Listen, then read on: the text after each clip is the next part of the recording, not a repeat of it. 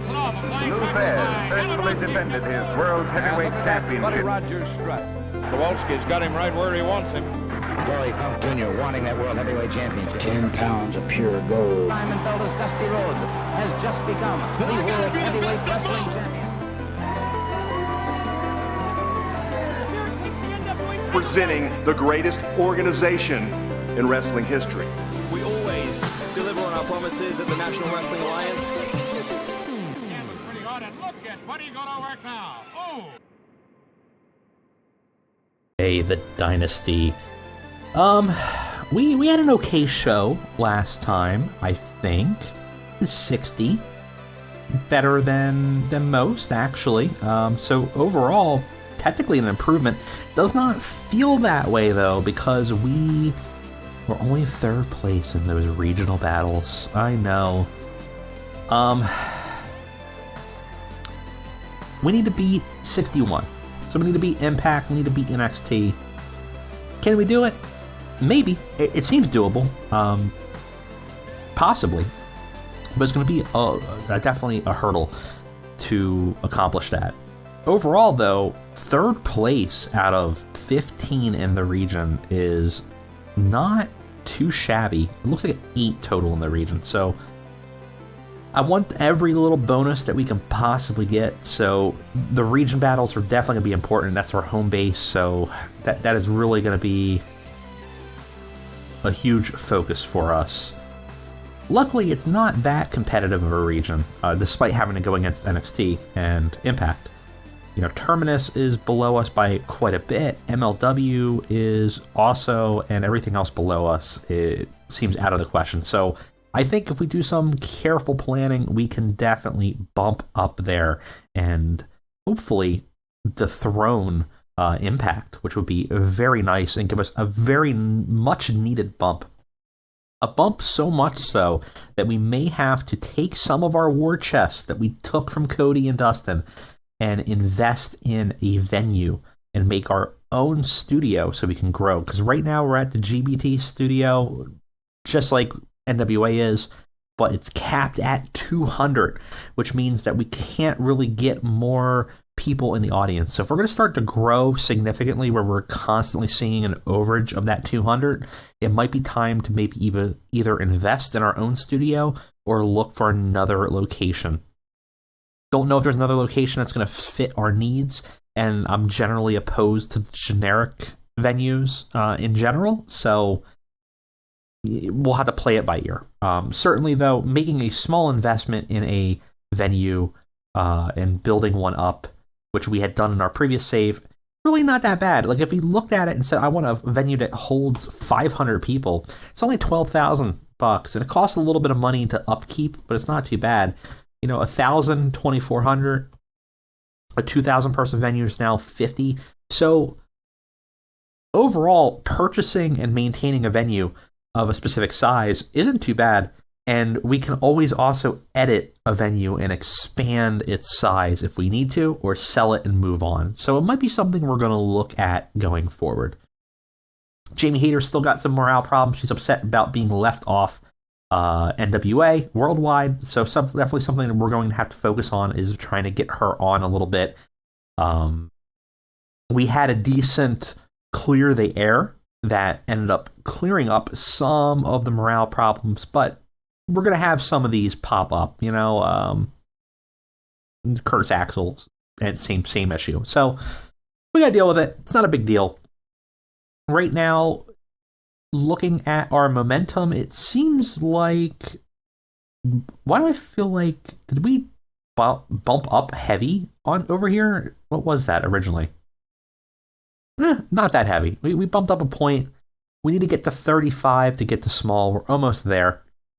Now, last episode, I asked you guys what you wanted to do for the Alliance. And I also made a poll on Discord, and it was a pretty clear consensus on Discord. And so I think this is what we're going to go for going forward is for our Alliance, which we're going to open up now, we're going to bring in the big gun.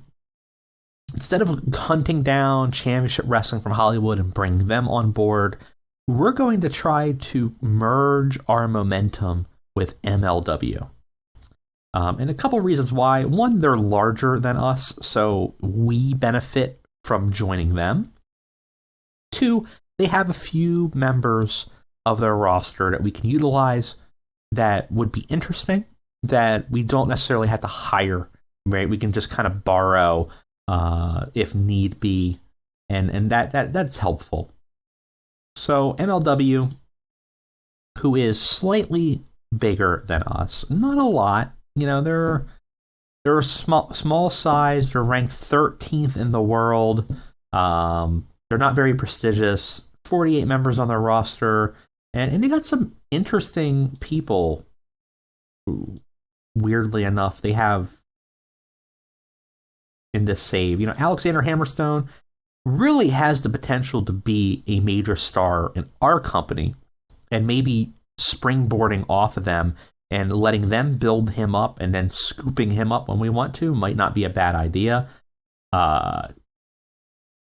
You know, some wrestlers that might be pretty interesting. Obviously, some people that we already have, but you know, bringing Holodead in might not be a bad idea eventually. She's already popular in the Southeast, so that could be beneficial. And utilizing her in some capacity. Some people are already here, but, you know, like got Ricky Banderas there, King Mortes could be an interesting get. Really, really solid skill set. Very popular in Puerto Rico. Popular all around, but has some popularity in the Southeast. Again, someone that could be useful. Matt Cross. They have a pretty decent roster of people, like a really wild variety of wrestlers. That must have been recent. That must have been real recent. Obviously, some of these guys have recently been signed. It's certainly interesting. Like, I don't think everybody is here that was a recent hire. Like, you know, obviously they took Curtis Axel and decided to hire him. Drac Draper, Fandango.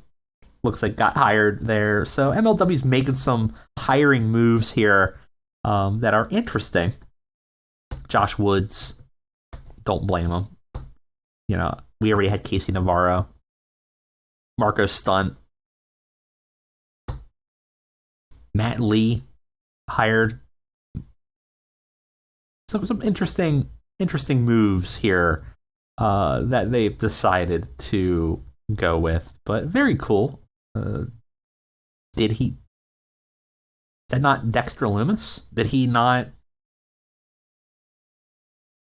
get fired from WWE?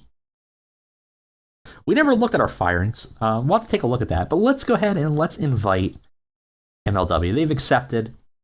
They're going to join. We now officially have an alliance. We have MLW and us are part of the alliance. Now, part of the problem now is going to be adding new people. So if I wanted to bring Rise in, I can invite them, but it's always possible MLW may decide that they want to say no, right? So one of the goals now is we're going to want to try to build our alliance, and we're going to be careful. We're not going to do a lot right away, but we kind of want one alliance member from each region. So, you know, we have MLW right now, and MLW is situated in they're based in the Southeast with us. So that's a little clunky, right? But that's fine. Because we're kind of eating at the same plate, which is not necessarily something we want. But for the time being, that's fine. Otherwise, what we want to do is we want to pick at people that are all across the spectrum here. So we want, ideally, a pickup that's in the Southwest, the Tri-State region, the Northwest, New England, Midwest, Mid-South. Now, these could be the same companies. Like, if someone's like a really good pickup that is, you know, a really good candidate that hits the Tri-State region, the Mid-Atlantic region, and et cetera, then that's fine. But we're going to want to try to grow so that we have sort of representatives all over. that's sort of the general plan going forward. For now, we'll stick with MLW, and we'll maybe pick up another one in the next couple episodes as we kind of slowly look at it. And one of the reasons why is I kind of want to see what their financials are looking like. What are these dudes out here? What are they really doing? Is Black Label Pro, which is based in the Great Lakes, is this going to tank? Is this thing going to go south? And then that's not really a good company to grab if they're going to just completely plummet and drag us down with us. Is Garden State Pro going to be the next big thing in the tri-state area, or is it going to completely bounce out? Is Keystone State Wrestling Alliance going to be the one that's the better pickup? We're going to be looking at these carefully as we slowly gather people in. And after we got about maybe 2 to 3 more companies in the national region, we're going to then look to broaden out, look for some Japanese or European pickups, so we can start to have an alliance that's really a much broader network of wrestling promotions. That's ultimately the goal here. And obviously, if companies open up, which is always a possibility, I think we have the setting. If it's not, we're going to change it real quick. I can never remember where it is. I thought it was in here for opening companies, organic companies enabled. We want companies. Let's get more companies. We'll let the game open them up and potentially pop off with some new things opening up in different regions. It might take us a little bit longer to sim forward, but that's fine. All right. Now, what we had talked about previously is we talked about the Crockett Cup. I moved it to May because I do want a pay-per-view every 2 months. We have Crossroads in January, which means we need one at the end of March. And you know what? While we're here, let's go ahead and move this to week 4 of March so that we're doing... or week 4 of May, I should say. All of them, I want them the end of the month. I think that gives us the most amount of time possible. Right now we have Hard Times. I'm not sure if we're going to keep Hard Times. Probably will. Anniversary show, I think, makes sense to keep for now, but that might be sunsetted afterwards. The Crockett Cup will keep. Crossroads is probably going to be a one-time pay-per-view, and we'll probably dormant that and change it around. We're going to have different pay-per-view names as things pop up, so it's not always the same set ones. It's going to be themed. They're going to be a little bit more varied and interesting. But, the person that's in charge of these pay-per-views, though, in the company, unfortunately, is Cody. So Cody has his own vision for what these pay-per-views should be, and he's talked to Dustin, and he's coming up with the names, and we just have to deal with them. So our new pay-per-view that's going to be in March, it's going to be a 3-hour pay-per-view at the end of March on probably Saturday. It's going to be called NWA. I can't. Enter the Codyverse.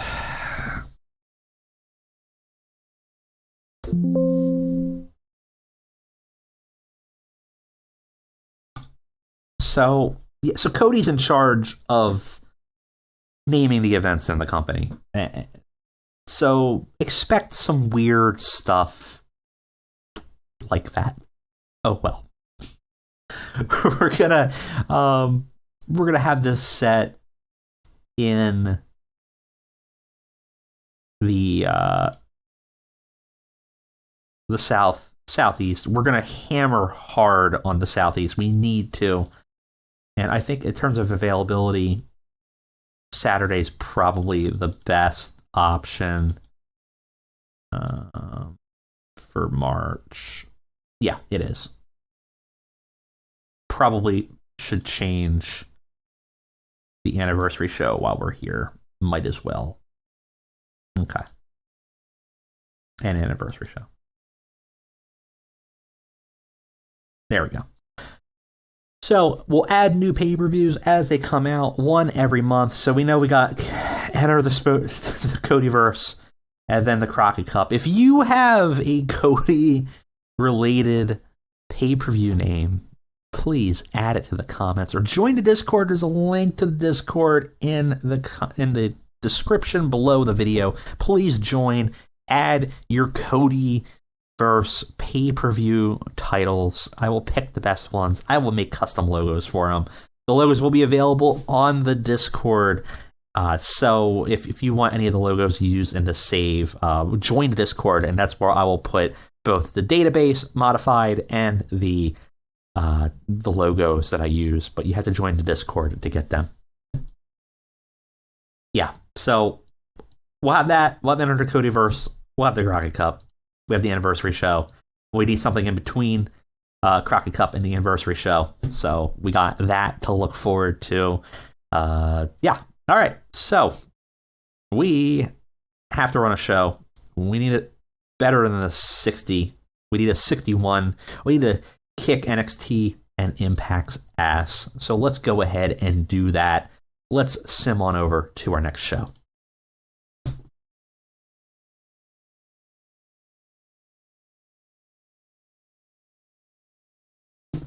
All right, before we get to our show, I just wanted to look at one thing. We also had a action here pay raise request from D-Boy Smith. Fine.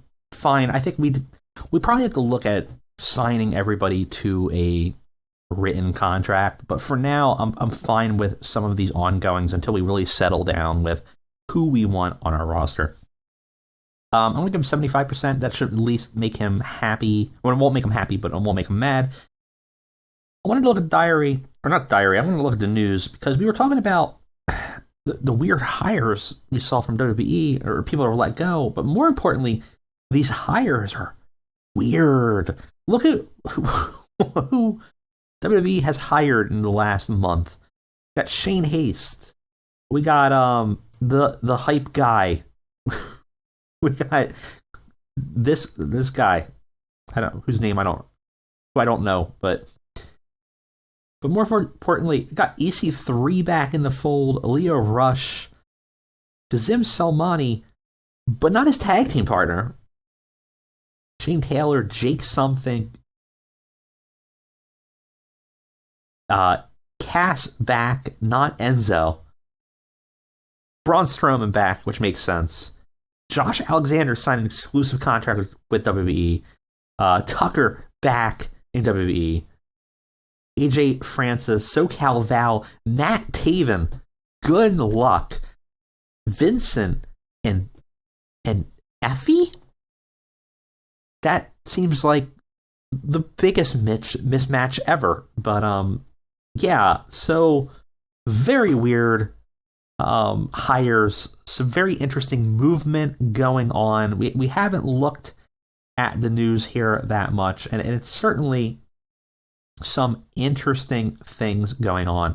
A lot of warfare going on, a lot of fights, a lot of trading going on, a lot of bitter rivalries between Samuel and New Japan blowing up. It's definitely a very hot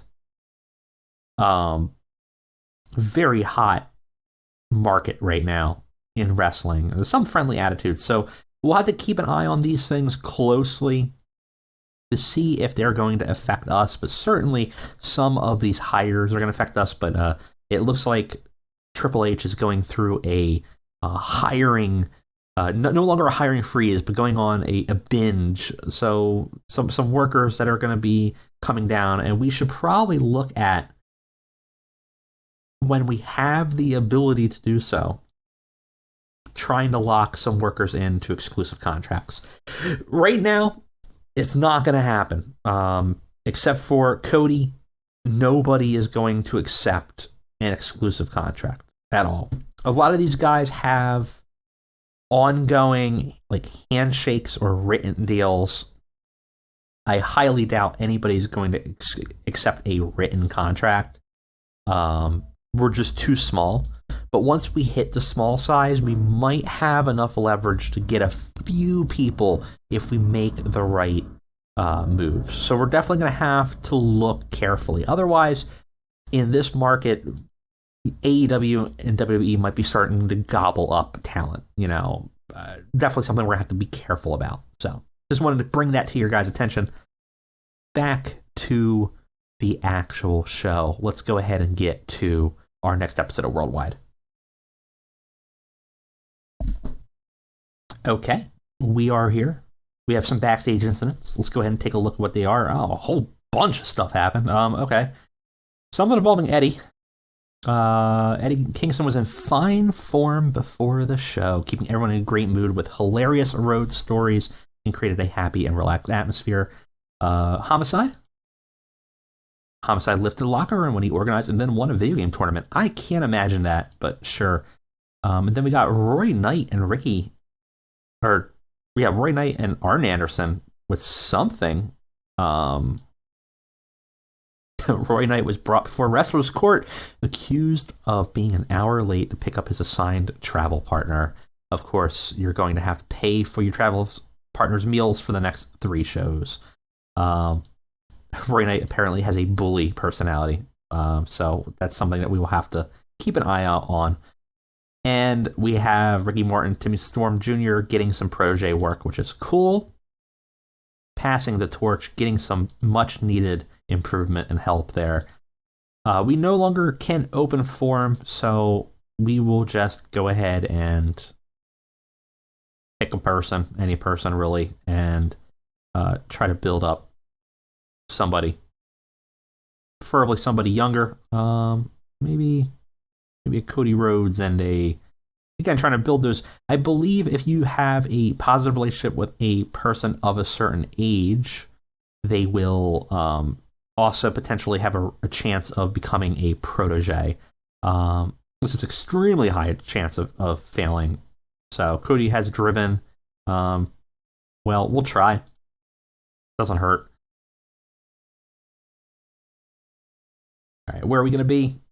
We got 222 fans. I'm wondering, we only have 200 seats. If we change the ticket prices back to normal to get some more money, how does that affect us at that point? 185? I'd rather have the sellout. Let's risk it, because sometimes you get a few more. So let's go ahead and try it, but we'll get a few more bucks out of it. And maybe we'll sell out anyways. We'll see. All right, ready for the show. We got another 125 minutes to book. So hopefully we can pull out a 61 or higher. It's going to be difficult. I don't know. But yeah, we're going to give it a shot. I'll catch you guys on the flip.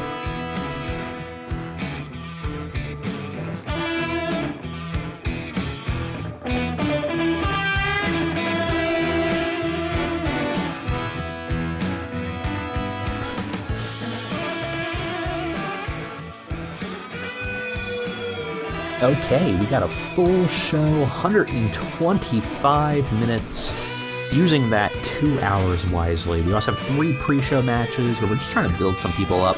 So let's go ahead and take a look at what our next episode of Worldwide looks like. We start the show off with the fan favorites, the dynamic duo, the Pillington Boys, who, they're trying. 21 and 19. I figured we could give them a shot to try to build them up in some capacity, but they're really not working out well here for us. Meanwhile, Midnight Heat looking okay, 43 and 42. Dynamic Duo actually get the win here, but I don't know, man. I don't know about these Billington boys. I don't know if these guys are working out for us here.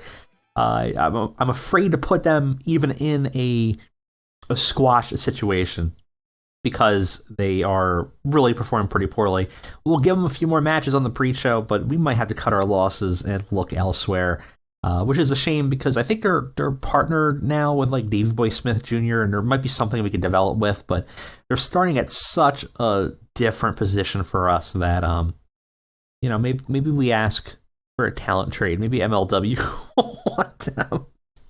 Gets a 37. Yeah, not great. Leland Race versus Kerry Morton. Another one that, like, I'm trying to build these guys up. I'm a little afraid to put them on the show proper, but I want to utilize them. So if I just give them a few wins, a few opportunities, and maybe some careful usage, we could get something out of them. Because they're young. Well, Leland's not young. Kerry is. But both of them are relatively unknown and could build up. And even in the position that they're in, a 29-27 isn't horrendous. We give Leland Race a win here and defeats Kerry Morton in 11 minutes.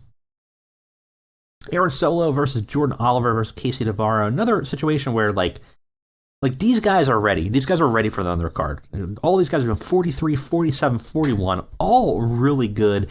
At this point, it's just about building a storyline where I can slot in Casey Navarro or in Jordan Oliver. And I'm not sure what that looks like yet. But a good opportunity for maybe like some kind of like X Division style belt or something like that. But right now, I'm keeping them on the hot plate, keeping them on the burner and building them up. We give Aaron Solo here a win, just to kind of help develop him a little bit. All three competitors looking really solid, not like the Billington boys. We start the show off with Eddie and Cody. Cody comes out to address the fans, but is interrupted by Eddie Kingston, who's hot on the mic, coming to the ring. Both men have the mics. And this is a long, like 12-minute promo segment where they're exchanging a lot of words. Cody, before Eddie got there, is getting to talk about, the fans and how important it is. He's playing like the good guy, but we know he's not, kind of thing. And eventually Eddie comes in, they start going back and forth, and Eddie's talking about how upset he is, and he's talking about his life story and about like how hard it was to get to where he was. Now he's here. Now NWA feels like home, and he's wherever he is, he never feels like he's really at home. And then Cody had to come in, and now all of a sudden it doesn't feel like home anymore. And Eddie talked about how hard it was to get to where he was, and how it makes him sick to feel ostracized in his own locker room, and that's what Cody makes him do. And when he had the opportunity, he cheated, and he's very upset still. And Cody cuts to the heart here, and he goes like, listen, I understand, and like honestly, I like you, and I really don't understand, but I like you a lot, Eddie. But what I don't understand is that you've been given all these great opportunities. And you squandered all of them. You've been from company to company for years. People love you everywhere around. People love Eddie Kingston. And when I was back at that other company, I had this open challenge. I specifically asked for you. Tony didn't want you. I did. And I made sure to spotlight you. And I said, we're going to have a match, and we're going to have a match hard, and we're going to go. And I want him to look like a star because I believe in Eddie Kingston. And you were, and people loved you, and people saw you, and you're acting like I'm the enemy here, but we're the same, Eddie. We both worked to try to get here. And Eddie just goes off. He's like, you are nothing like me. I've busted my ass to get here, and every day it was some problem or another. Some asshole in the back looking down at me, just the way I look or the way I talk, always trying to provide advice to knock me down a little bit. I'm too vulgar, I'm too fat, the clothing you wear is too loose, you're not connecting with people. Whatever it was always people like you that put me down. These guys that have been in here, their families are always been a part of these companies, and they think they're so important. Some silver spoon that thinks that they got here on their own. They worked hard to get here, when in reality, it's just their family's name that carried them through life. And here you are, another conqueror, throwing your money around, getting to your position here solely based on who you know and your family. And now you got the 10 pounds of gold, a belt that means everything to me. And you wear it like a toy. It's just an accessory for your social media, for your ego. You make me sick.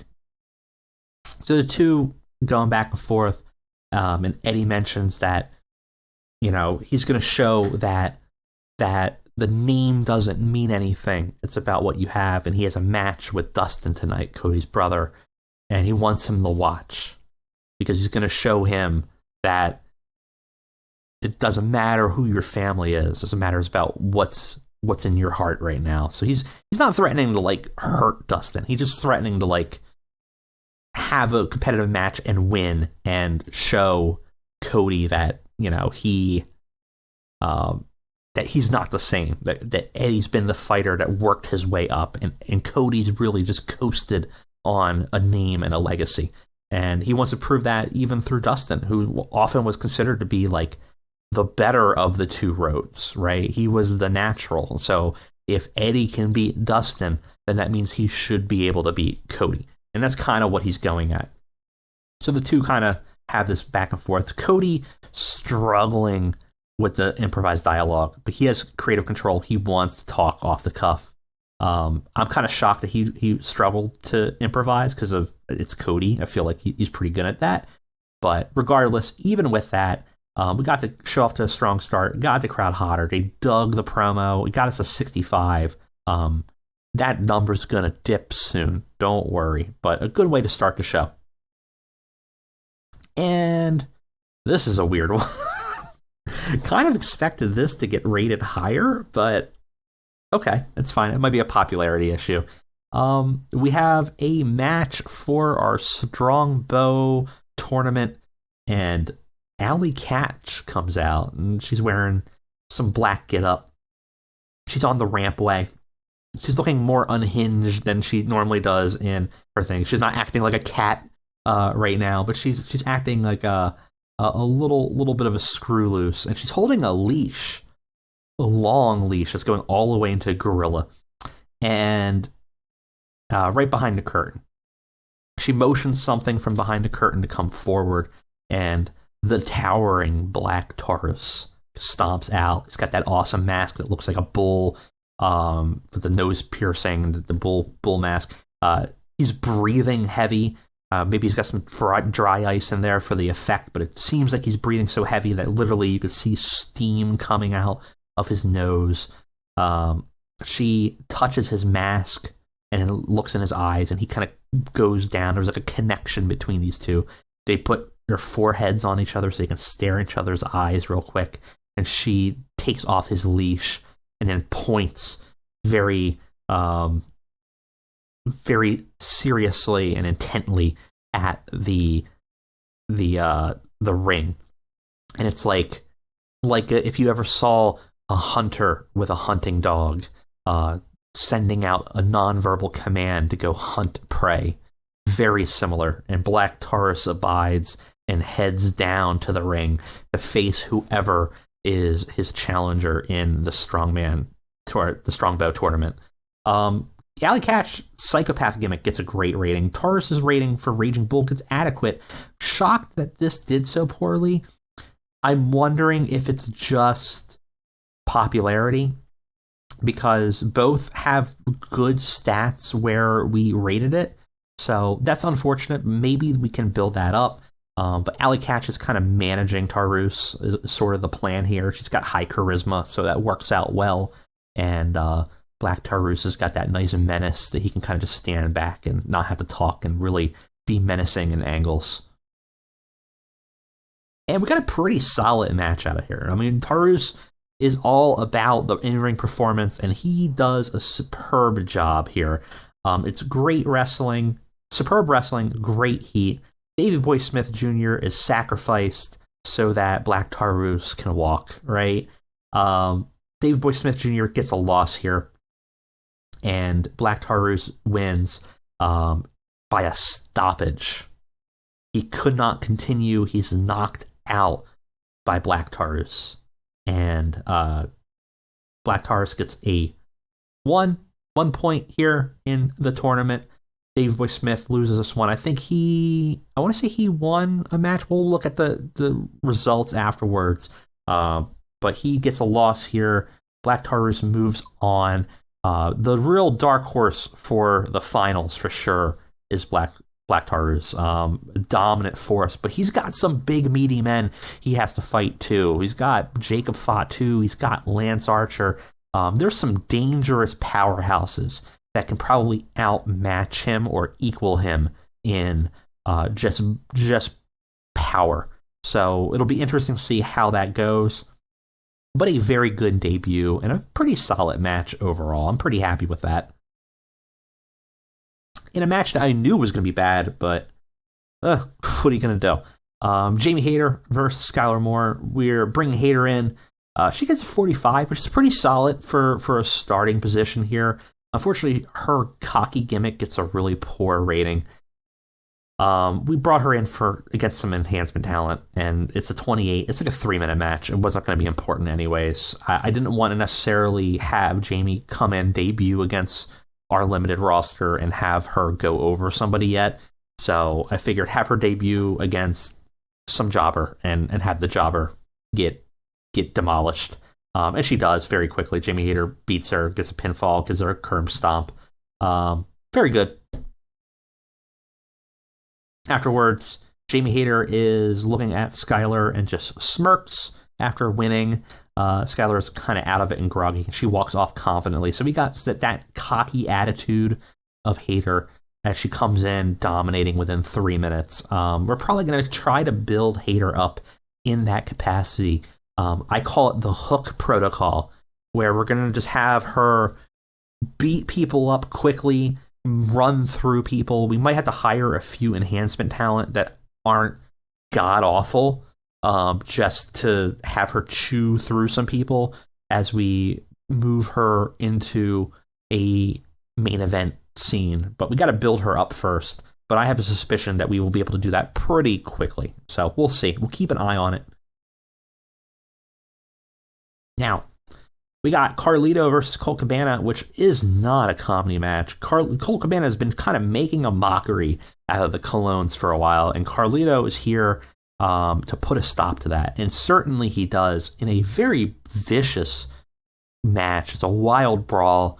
In 13 minutes, Carlito defeats Colt Cabana, ends him with a backstabber.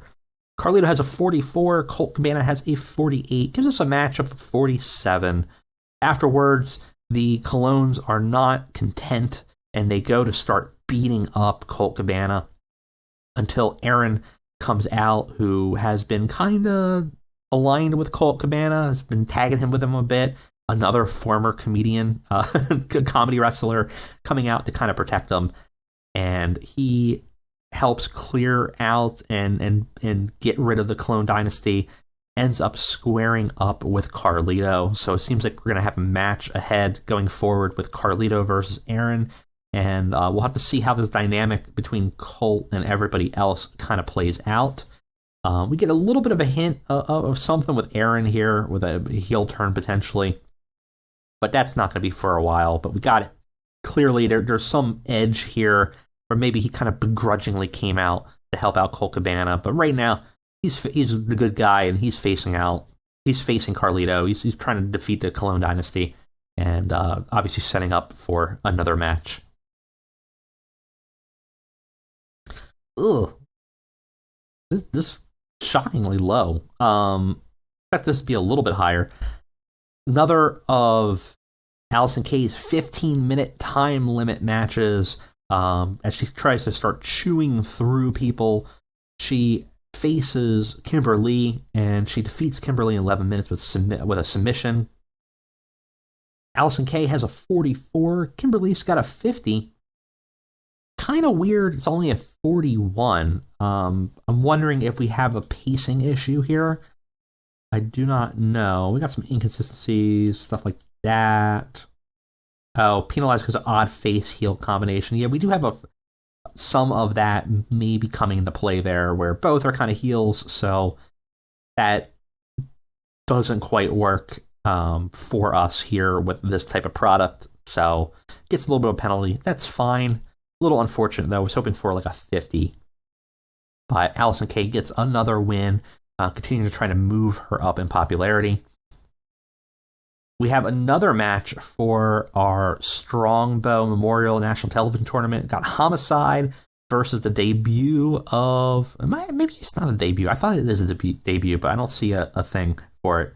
But Axel Henning coming in to have a match, and Axel actually wins, gives him a Henningplex, defeats Homicide in 13 minutes, and gets a point in the round robin for the Strongbow Memorial Television Tournament. Homicide's got a 52. Axel here has got a 48, which is not bad for a mid-carder, which is kind of going to be where he's going to be. Hopefully, I'm hoping to build up his popularity just a bit, that maybe we can get consistent 50 out of him, and then he can be a pretty good gatekeeper between the undercard and the upper card, I think. Right now, a strong showing against Homicide and a very solid match. 55 is really good. I'm pretty happy with that, and we got the crowd hotter too, which is nice. After that, we got a little bit of a promo segment where Arn Anderson comes out and he joins the announce booth, takes Paul Pinky George's spot as he wants to talk about the upcoming match, which involves Ace Austin. And obviously he's got some words about Ace Austin, so they brought him in to talk about the whole match. This segment gets a 42. People popped a little bit to see him come out, get onto the mic. And we got a pretty solid match, 53, with Ace Austin versus Brian Pillman Jr. Had fantastic heat, had good wrestling. Ace Austin gets a win on Brian Pillman Jr., showing that you should never discount him. Yes, he's got numbers, but he's still wily. Though, of course, we did have some distractions from Zicky Dice and Jarek 120. Jarek 120 actually attacked Pillman at one point when the ref's back was turned. So Austin is not playing fair, but do not discount him. He is he's a snake, but he is capable. Ace Austin had a 52. Pillman Jr. had a 42. We gain heat for our story. Pillman Jr. a little bit off his game, unfortunately. And yeah, pretty good. Got the crowd buzzing. Crowd really dug this match. Might be a bad situation going into our main event, because that is a longer, slower match. And I'm not sure how the crowd's going to deal with having this buzz here. We probably needed to calm them. So I'm expecting a penalty. I don't think we're getting the 60 this time. After this match, though, we got a big chaotic event that does not go very well. Segment's 33. Crowd was not super into it. Smoking Aces and Pillman and the Andersons all end up brawling. You know, Brock Anderson comes out. Smoking Aces was attacking Pillman, and everybody kind of rushes in. Even Arn Anderson gets out of the announce booth to help. Everybody needs to kind of come out to break the damn thing up, and we get the staff breaking up the fight. Seems like we're leading towards maybe a 6-man if Arn can do it. So we'll have to see, but obviously we're still building this sort of tag team friendship between Brock and Pillman that's beginning to develop here. And, Ace Austin got his win, showing that he is definitely capable of taking these guys out if he needs to. And overall, not bad. We didn't have a burnout. Well, this did get a penalty. I don't know if it was a penalty because of Dustin or if it was a penalty because of the burnout, but I imagine we got some burnout here. Announced quality was penalized. Crowd was already was on an emotional high. So yeah, we got a bit of a penalty. This could have been a 70, but I'll take the 63 because it's going to be weighted pretty good for us. It's a long match, 19 minutes.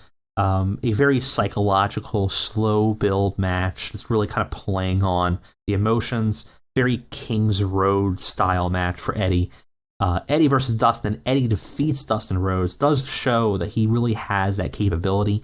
Eddie has a 78. He's fantastic in this match. Dustin's actually the weak link here at 50. gets the crowd buzzing, gets us a 63, gives Eddie a very important win. And then we have Eddie going to shake Dustin's hand. They've been through 20 minutes, grueling match. They are both beat up. Dustin's cut open because, of course he is. They're on their knees. And, Eddie won, but it wasn't like a blowout, right? It was basically Eddie barely getting through it. And he goes to shake Dustin's hand. They're both on their knees, exhausted. Dustin shakes his hand. He's not happy that he lost, but he respects Eddie Kingston and shows that sort of, that proper fighting spirit, that code of honor, if you were in Ring of Honor. He shows that true respect that you would want from him. The moment, though, is cut short as a chair slams viciously into Eddie Kingston across the side of his face. The bell is struck by the timekeeper as he's trying to stop what's happening, and we pull back to see that Cody Rhodes is standing there. Dustin's shocked. Cody's got a chair in one hand. He's holding the 10 pounds of gold in the other. Eddie's on the ground, just knocked senseless. And Cody is screaming, gone full Homelander here. You want this piece of shit? You want this, you piece of shit? As he's holding up the title. And he slams the chair with one hand down into Eddie, right into his face. He does it again. He does it again. And he does it again. And at this point, Eddie's not moving. He's clearly knocked out. The crowd is viciously booing Cody Rhodes. The bell is still being rung, getting louder as the timekeeper is just furiously slamming on it, trying to stop it. Eddie's completely out at this point. He goes for one last time. I mean, there's no way for Eddie to even protect himself at this point. The swing is stopped by Dustin, who grabs the chair. The two of them are fighting over it, kind of trying to wrest control away from one another. Cody lets go, and in that moment, just that tension from Dustin's hand has the chair just swing right at his face, and it slams him in his head. He falls down backwards and is kind of slumped down, and obviously is knocked silly as well. Cody is looking shocked. He didn't want to hit Dustin. He didn't hit Dustin, right? Dustin hit Dustin, technically. But he's looking at both men on the ground. He doesn't have any love for Eddie, but clearly he's upset about Dustin. He goes to almost check on him, and he stops, and he kind of is going back and forth about whether he's going to leave or help Dustin, and he ends up walking away. Takes the belt, kind of walking erratically up the ramp, looking frazzled, looking very upset. He did not want to do that, and he's worried maybe about the repercussions, worried about his family. But the crowd has completely turned on Cody at this point. Very good. We continue the story. Obviously, we got a lot of elements here building up between the three of them. Good way to end the show. Will it be enough to get that 61 or higher? I don't know. At 60. I'm totally fine with just getting 60s. If maybe we could get away for everybody else to get under 60. If we do that, if we keep going 60s and we get one show that's a 63, we're golden. Overall, though, I'm really happy with the show. I think it looked really good. Few weak points, but nothing unmanageable. And building up a lot of good stuff. I think that 190 people that were in this audience loved it. Yeah, I'm happy with this. All right, a really good show. Very happy with that. Pillman. Uh-oh. I'm trying to build Pillman Jr. and Brock Anderson into a tag team, but Brian Pillman Jr. is talking shit about Brock Anderson. That's not a good sign. I'm going to try to maybe meddle. That's maybe an early warning sign that might not work, but we'll still give it a shot. 18,000 viewers. We're actually growing in viewership, so that's really cool. Again, consistently, we're getting great call-outs for our shows here.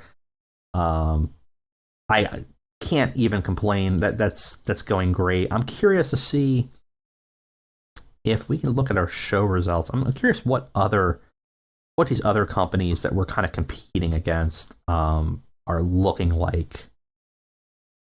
Obviously, we're NWA, but we're competing against NXT. I have to imagine NXT must be crushing it in terms of their scores. 63. And they have the advantage. They're certainly going to have the advantage here. Their show generally does not look too dissimilar from what we're putting on, but they just have some main event caliber talent that we don't necessarily have yet, or in that capacity. It's kind of a bummer. 58. 57. Actually might be doing a little bit better than them. 60. 53. So we'll have to see. That's it's hard to say. MLW. Looking at Fusion here, 53. 48. Yeah, I'm not concerned. And then, of course, Impact is sort of the wild card, who sort of the underdog that could here. 46, though, again, does not look that dissimilar to what we're putting on. That's before the Impact. Their pay-per-view, 56.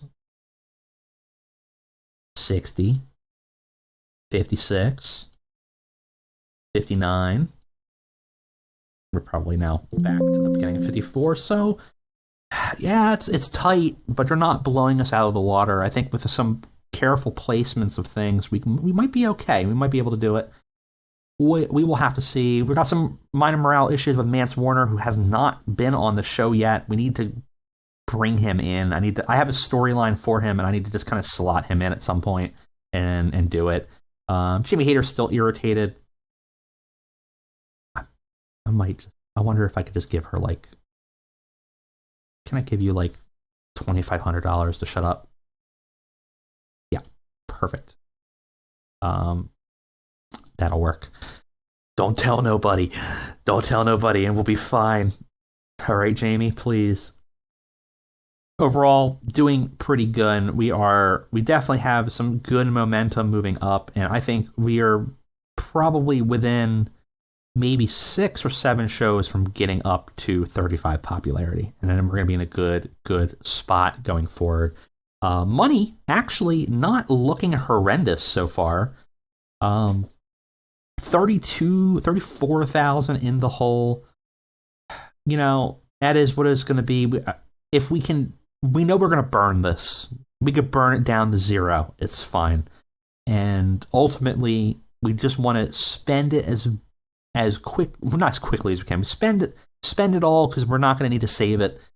What we need is to get to small. We need a bigger size. We need more popularity. We need a better broadcaster. We need all those things, and we're just going to need to spend money to get there. So I'm not concerned. I think we're okay as long as we're not hemorrhaging and not getting results.